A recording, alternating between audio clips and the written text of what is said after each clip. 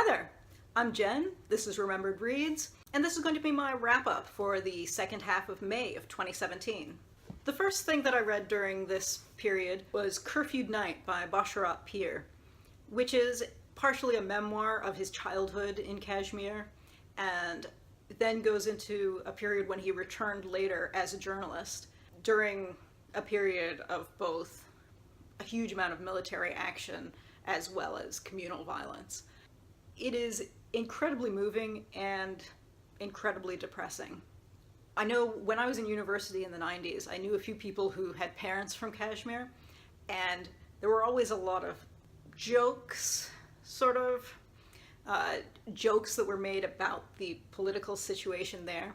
And having read this now, it reframes that in a very different light to me. It seems like much darker humor than I had thought it was at the time. So this was really powerful for me that way, but also was powerful on its own. And I also think if you don't know much about Kashmir and the situation, this would probably be an interesting introduction. This particular printing has just a terrible, terrible font in it. I don't know if you can see it probably, but it's almost a blurred printing. I got this for about 49 cents, which is why I was willing to buy it despite that printing. And I think it speaks to how well written this is that I kept reading it despite the fact that it had print that really just about gives you a headache. I know there are other editions of this, so if you are picking this up, I would suggest getting one of the other editions. The next book that I picked up was The Bad Jaden by Leonard Mokos. Full disclosure, I was given a copy of this ebook by the author in exchange for being willing to talk about this on BookTube. This is set in Northern Ontario in 1940, and because it's 1940, most of the able-bodied young men are off in the military. So the local constable in this town is a young, inexperienced guy, and he has post-polio, so that's why he's not in the military himself. And when he comes across a murder, he knows that he's not up to solving it himself, so he goes and asks for help from the main character, who is a First World War veteran, who is also a police officer in Toronto. This main character had a permanent facial injury in the First World War, so that's why he's not eligible for military service again. I've talked before when I talk about First World War stories about how you expect a certain checklist of the traditions that you see in writing about the First World War. And this book hilariously hit all of them within the first 10 pages, which I thought was a fantastic way to set the tone, which was both very self-aware and also giving respect to topics that needed that respect.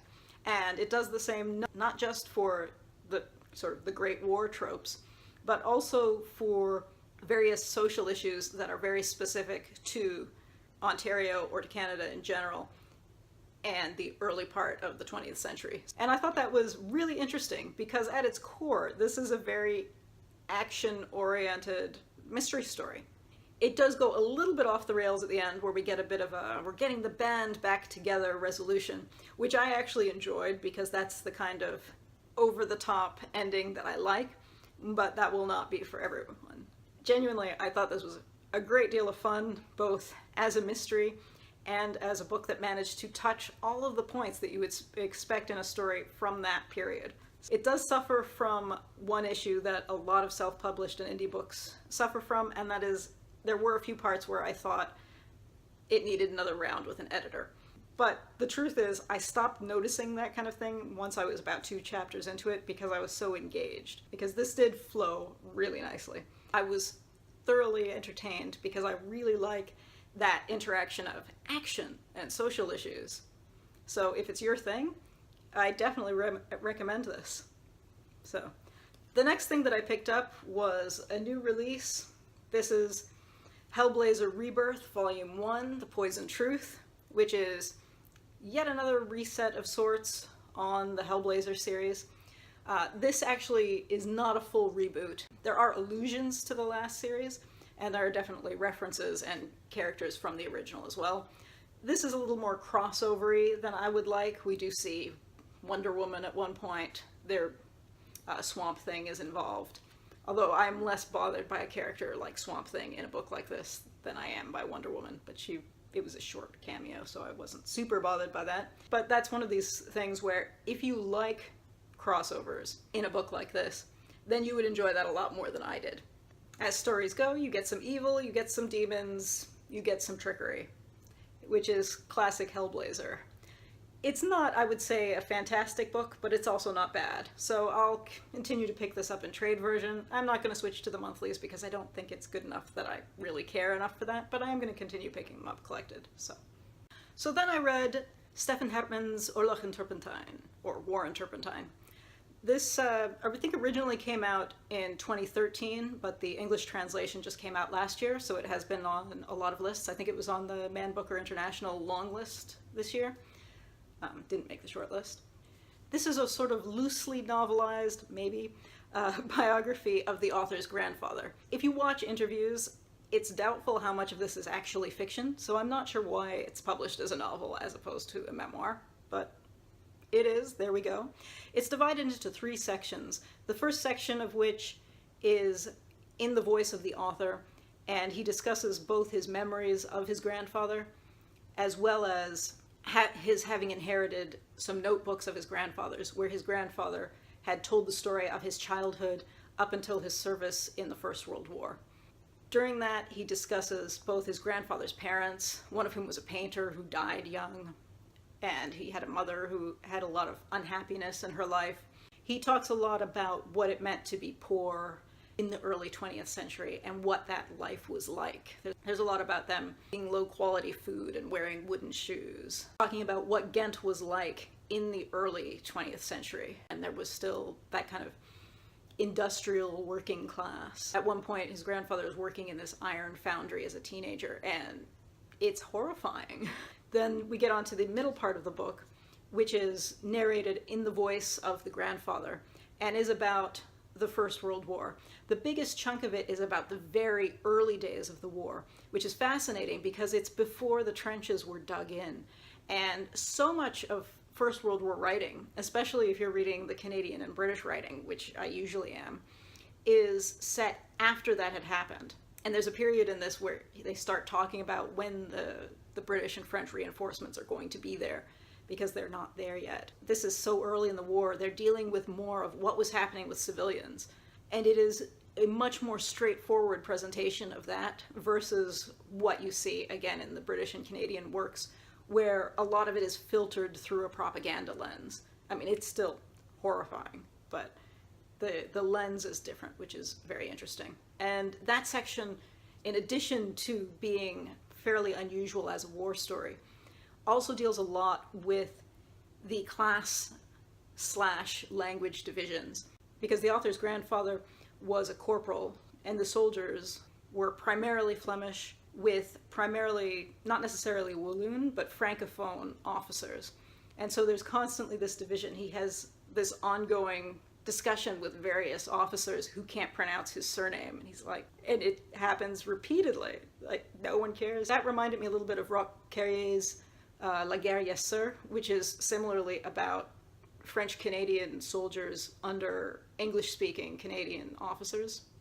So it's that same kind of, that intersection of class and language in a bilingual country before it was legal bilingualism that both Belgium and Canada have now.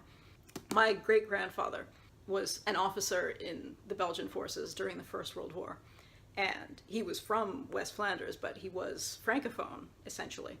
We had his dress uniform officer's sword in our basement when I was a kid. And, I mean, it's still in the basement. And I used to look at it as a kid, and it has the crest, which says, you know, Pour le roi et la patrie on it. And you expect to be able to flip it over and see Dutch on the back, but there wasn't, which I guess is symbolic in a way that I didn't think about carefully, because you have this idea now that, well, everyone speaks, you know, 3 or 4 languages. But in those days, they didn't have the education for that. So you would have somebody like the author's grandfather who had been through military training before the war, spoke French, but the men who were under him mostly didn't. And, you know, what does that mean when they're being ordered in French? It's interesting to see it through that different lens. And then the final section of the book, we are back to the author's voice. And he's trying to reconstruct his grandfather's life after the First World War through the end of his life. at a point where the grandfather's journal stopped in 1919, and his generation had died off by the time he was doing the research. And it's interesting because that's the part of the book where at least I was expecting that to become more novel-y, because the rest of it is not very novel-y. That's not a word. I was expecting that to become more fictional, but instead it's very short and very much about stories that people are able to tell. It surprised me. It wasn't what I expected, but it was very interesting. This was probably the book in which I've made the most notes. Like, you can see where I've dog-eared pages in here so I could go back to them. Because there are so many interesting points that are brought up, and for the most part skimmed over, but they definitely give you that notion that this is representative of something much bigger and maybe worth looking up later and reading more about. So this fascinated me, because I definitely went into this expecting that I was going to love it. I love a good memoir or novel set in the First World War, and this wasn't really either of those things. This was something different, but it blew me away, even though I didn't particularly love it, which is a funny way to feel about something, but yeah. And then finally I read Hamilton's Sketchbook by David Collier, which I've apparently had for years, because if you look at the sticker, I clearly bought that at Indigo. So I'm gonna guess that I probably bought this when I was in Burlington, because Burlington is just outside of Hamilton. It's hard to describe this. It is not what I thought it was going to be. I was expecting this to either be sketches that the author made while he was living in Hamilton of things in Hamilton, or of incredibly detailed sketchbooks, which you sometimes see authors publish. This, however, was not super detailed. It's a lot of very basic drawings, a lot of minor commentary, and most of them are pictures of his wife, and not particularly detailed pictures of his wife. So I don't know what to make of it. It had actual comics that the author has done on the covers, on the back, which suggests what most of his work would look like, but the meat of the book itself was just bizarre. And very little of it was actually Hamilton. So I just did not see the point of this.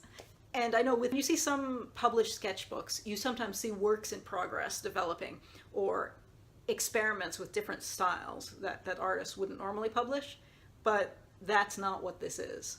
It's just a very basic sketchbook, mostly of people, not very detailed, not very experimental, and frankly not very interesting. So yeah, a bit disappointing. Anyway, that's it for now. Ciao.